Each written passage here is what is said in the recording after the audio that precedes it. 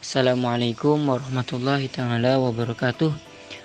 Alhamdulillahirabbil alamin wa bihi nasta'in ala umuri dunya waddin wassalatu ala Rasulillah wa ala alihi wa sahbihi wa mawalah.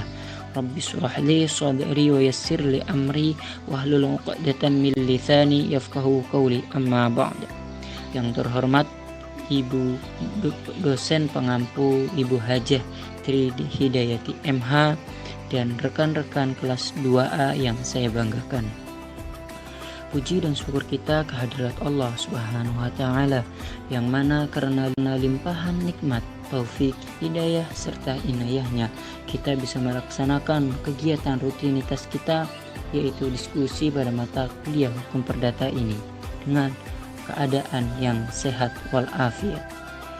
Sholawat serta salam tak lupa kita junjungkan kepada baginda Nabi besar Muhammad sallallahu alaihi wasallam, yang mana karena beliaulah alam yang gelap gulita yang penuh dengan kejahiliahan menjadi alam yang terang benderang, penuh dengan kecerdasan dan kebijaksanaan, minadz-dzulumati ilan nur. Adapun pada presentasi kami yang beranggotakan kelompok 8, yaitu saya sendiri Syahrul Ihsan, Muhammad Kurniawan, Muhammad Sahrul Munir, dan Zainal Arif. Saya Syahrul Ihsan ingin membacakan PPT yang telah kami buat, yaitu A. Dasar hukum benda. Benda dalam hukum perdata diatur dalam buku 2 BW. Pengaturan tentang hukum benda dalam hukum buku 2 BWI ini mempergunakan sistem tertutup. Artinya, orang tidak diperbolehkan mengadakan hak-hak kebendaan selain dari yang diatur dalam undang-undang ini. Selain itu, hukum benda bersifat memaksa, dwingen rights, artinya harus dipatuhi, tidak boleh disimpangi, termasuk membuat peraturan yang menyimpang dari yang telah ditetapkan. Kemudian yang B, macam-macam hukum benda. Doktrin membedakan berbagai macam hukum benda ini menjadi: yang pertama, benda berwujud dan tidak berwujud. Artinya perbedaan ini adalah pada saat pemindahan tanganan benda. Yang dimaksud yaitu jika benda berwujud itulah benda yang bergerak. Pemindah tangannya harus secara nyata dari tangan ke tangan. Kemudian yang kedua, jika benda berwujud tidak bergerak, pemindahan tanganannya harus dilakukan dengan balik nama. Yang kedua, ada benda bergerak dan benda yang tidak bergerak. Benda bergerak adalah benda yang menurut sifatnya dalam dipindahkan. PS 509 BWI.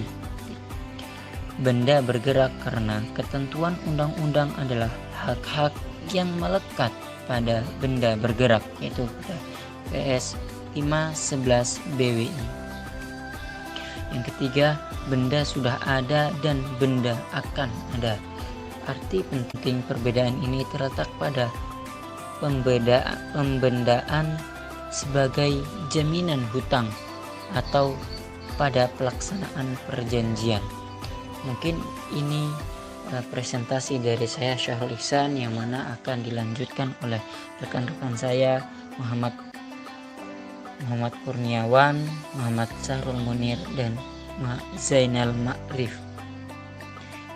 4. Benda dalam perdagangan dan benda di luar perdagangan. Arti penting dari perbedaan ini terletak pada pemindahan tangan benda tersebut karena jual beli atau karena warisan. 5. Benda dapat dibagi dan benda tidak dapat dibagi.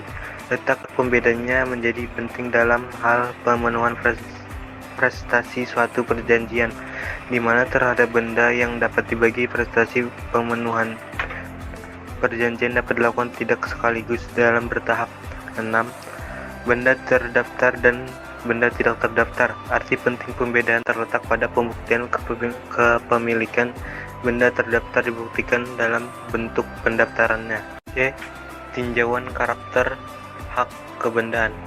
Perbedaan antara hak kebendaan yang diatur dalam buku 2 BWI dengan hak perorangan diatur dalam buku 3 BWI adalah sebagai berikut. A. Kebendaan bersifat mutlak, absolut. B. Hak kebendaan berlangsung lama. C. Hak kebendaan terbatas. D. Ciri hak kebendaan ialah 1. Mutlak atau absolut. 2. Mengikuti benda di mana hak itu melekat, misalnya hak sewa, tetap mengikuti benda itu berada di siapapun yang memiliki hak di atasnya. 3. Hak yang terlebih dahulu atau yang lebih tua, kedudukan yang lebih tinggi. 4. Memiliki sifat diutamakan. 5. Dapat dilakukan gugatan terhadap siapapun yang mengganggu hak yang bersangkutan. 6. Pemindahan hak kebendaan dapat dilakukan kepada siapapun. E. Penggolongan hak kebendaan.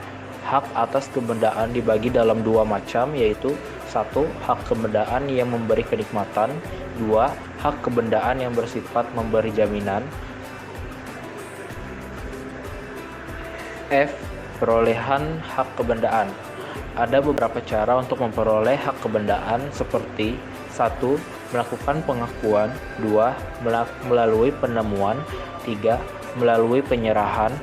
4. Dengan daluarsa. 5. Dengan penciptaan. 6. Dengan cara ikutan atau turunan.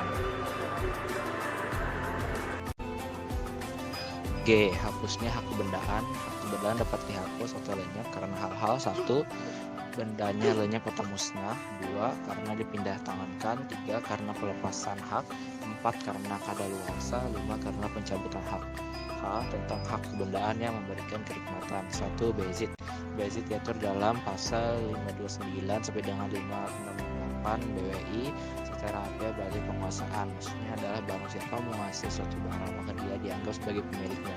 Menurut pasal 529 BWI, bezit adalah keadaan seseorang yang menguasai suatu benda baik dengan diri sendiri maupun melalui perantara orang lain, dan yang mempertahankan atau menikmatinya selaku orang yang memiliki benda itu.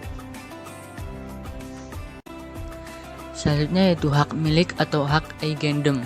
Pengertian hak milik disebutkan dalam PS 570 BWI yang mengatakan bahwa hak milik adalah hak untuk menikmati sepenuhnya kegunaan suatu benda dan untuk berbuat sebebas-bebasnya terhadap benda itu asal tidak bertentangan dengan undang-undang atau peraturan umum yang ditetapkan oleh sesuatu kekuasaan yang berwenang yang menetapkannya dan tidak menimbulkan gangguan terhadap hak-hak orang lain dengan tidak mengurangi kemungkinan pencabutan hak itu demi kepentingan umum berdasarkan ketentuan perundangan dengan pembayaran ganti rugi.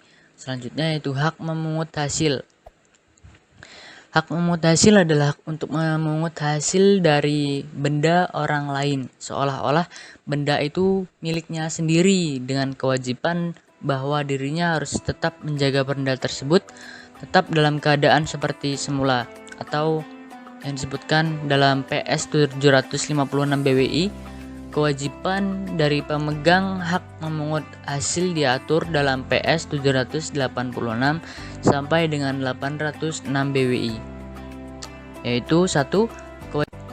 Selanjutnya yang J yaitu hak pakai dan hak mendiami. Di dalam BW, hak pakai dan hak mendiami ini diatur dalam buku 2 PS 818 sampai dengan 829 BWI.